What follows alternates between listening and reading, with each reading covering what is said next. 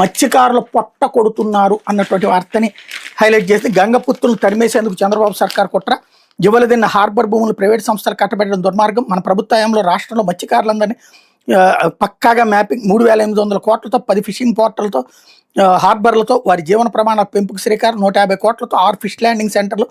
16,000 కోట్లతో కొత్తగా 4 పోర్టులు, మరో 6,000 కోట్లతో పోర్టులు విస్తరణ ప్రణాళిక సిద్ధం, మొత్తంగా 26,000 కోట్లు, అన్ని రకాల అనుమతులతో దాదాపు 95% ప్రాజెక్టుల పనులు పూర్తి,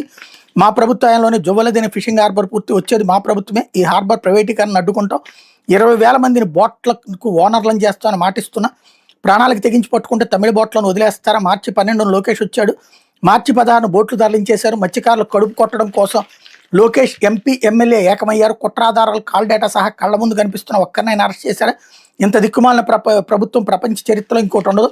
పడకేసిన ఆరోగ్యశ్రీ మెడికల్ కళాశాలల నిర్వీర్యం, ఫీజు రియంబర్స్మెంట్ లేదు, అక్క చెల్లెమ్మల 0 వడ్డీ సైతం నిలిపేత, బాబుకు బుద్ధి చెప్పే రోజులు త్వరలోనే వస్తాయి అన్నటువంటి హైలైట్ చేశారు. చంద్రబాబు గట్టిగా వార్నింగ్ ఇస్తున్న, కూటమి ప్రభుత్వం వచ్చాక మత్స్యకారుల జీవితాలు చిన్నాభిన్నం అయిపోయి కళ్ళు మూసి తెరిచేలోపు 3 ఏళ్ళు పూర్తవుతాయి, మళ్ళీ వచ్చేది వైఎస్ఆర్సీ ప్రభుత్వం, ఈ ప్రైవేట్ డిఫెన్స్ కంపెనీని ఇక్కడి నుంచి షిఫ్ట్ చేస్తాం, రాష్ట్రంలో కడుతున్న 10 ఫిషింగ్ హార్బర్లు మత్స్యకారుల సొత్తు, వాటిని చంద్రబాబు కాదు కదా వారి తాత కూడా లాక్కోలేరు అంటూ జగన్ స్టేట్మెంట్ హైలైట్ చేశారు. అయితే ఇంటర్ ఫలితాలు మెరిసిన బాలికలు 10,15,916 మంది హాజరైతే 7,70,000